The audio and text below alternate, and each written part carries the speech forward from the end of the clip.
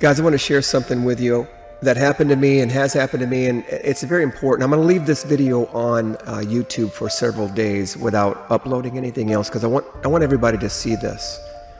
I don't know if you've had this experience with God in your life before, but I've had God interact with me in very powerful, real ways that He's real and He's there. I mean, I could swear that I am connected to God. This is a miracle, a thing that happened because of my relationship with God. I can explain one in particular. And I was at a grocery store, very close to the Lord, very, very close to the Lord. And I went to buy bread, and I walked down the bread aisle, and all the bread's gone, except for a few scarce loaves, right? But I was praying, and I forget the order it happened, but I was praying before I went around the corner that I would have my favorite bread, okay?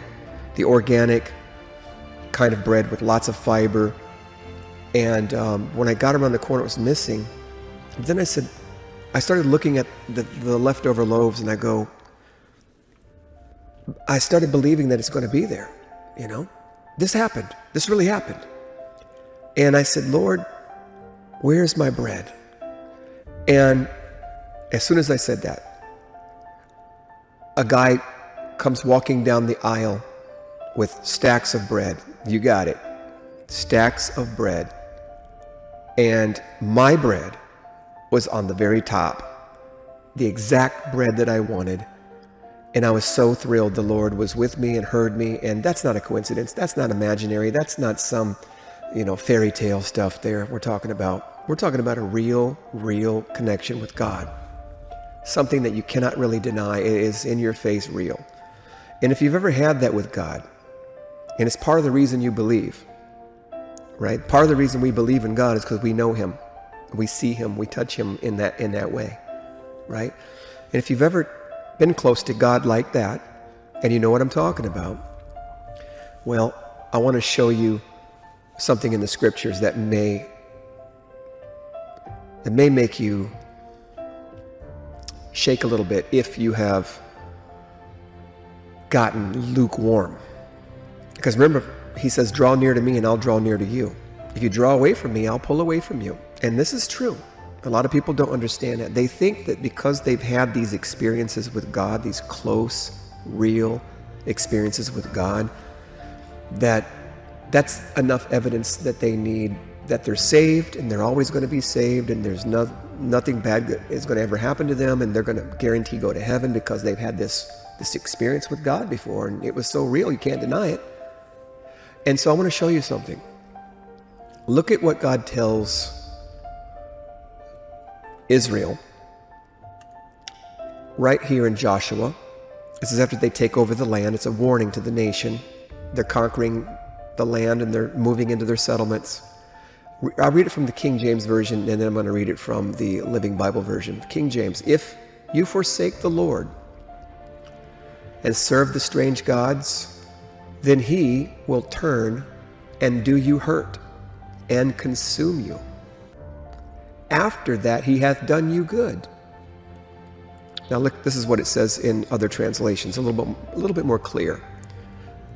If you forsake Him and worship other gods, He will turn upon you and destroy you. Notice this, even though He has taken care of you for such a long time. That is really powerful. I want to read it in this version too and see what it says here.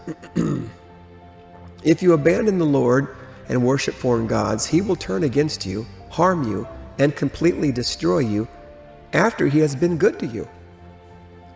That's the part. After He has been good to you for so long,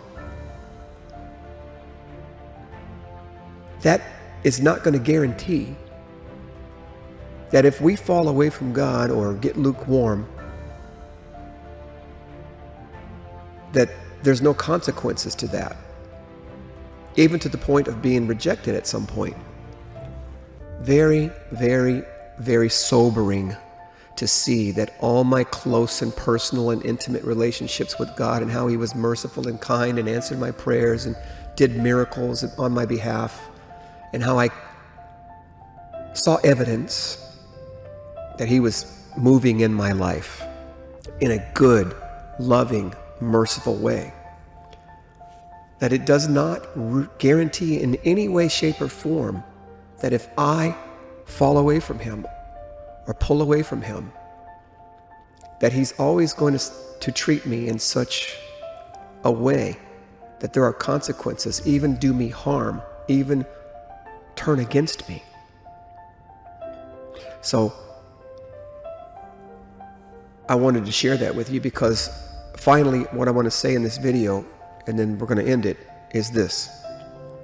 I was wondering, after reading this, after remembering how good he was to me, after seeing my lukewarm condition, and after feeling distant from the Lord, wondering if I had gone too far or if he has rejected me. And I was out delivering deliveries, and I was working, and I had not brought any food. I had not brought any water even. I think it was a day when I didn't have anything prepared. I didn't have any food that day, and I was driving, and it was into the nighttime. So I was driving and delivering, working all day long with no food. And I was thinking about that. I was thinking, Lord, I remember when you were good to me. I was praying to the Lord in my mind on this while I was working, driving and delivering. And I was thinking about this very thing and how good he was to me. And did he get mad at me and reject me? And believe it or not, and this doesn't guarantee anything, but shortly after that, I was making a delivery, and I delivered to this Christian home, and this woman came out, so nice, and she said, would you like some drumsticks? And you know how people say things just because they're nice. And I was like, and I was hungry. I didn't eat all day. And I didn't think about the Lord at that time. I was thinking about eating. I said, well, if you have them handy and you have them right now, I would like to take some, yeah, because I have to keep moving at my job. I can't wait around for her to cook something. I got to get moving. In fact, she took so long that I got in my vehicle and I was backing out of her driveway and I was getting ready to leave. And she come out the door with a plate of food, drumsticks and meatballs and potatoes and bread. And I was like, whoa. And she gave it to me. And then I realized after I was eating it and I started taking off, then I realized after that was God being kind and merciful and nice to me in the midst of my thoughts about him rejecting me and how good he used to be to me. And he gave me that experience.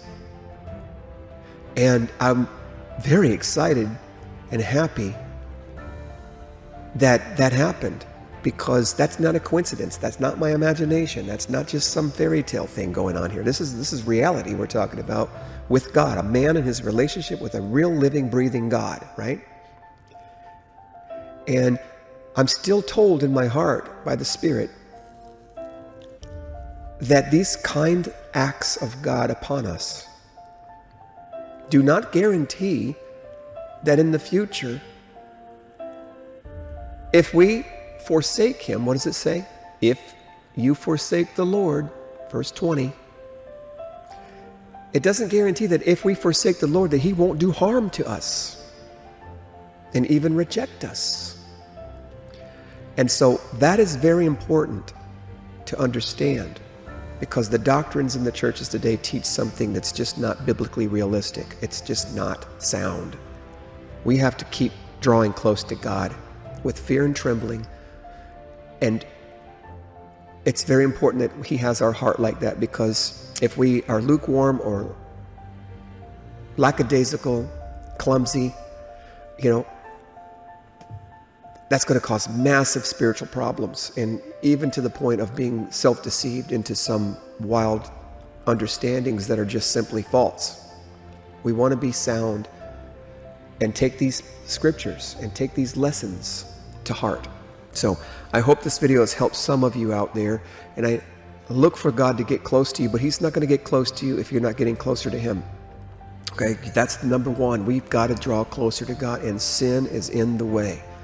So I'm very careful now with brothers who I might have a problem with or disagreement with, to be gentle, or people that I've had impatience with, to try to just be patient with people and just try to put on Christ, and put down that flesh. So important that we make that born again transfer of submitting to the Spirit like that. Submitting to the Spirit is not your work. It is simply doing what God has commanded us to do and putting on those instructions and living by that spiritual teaching is putting on Christ.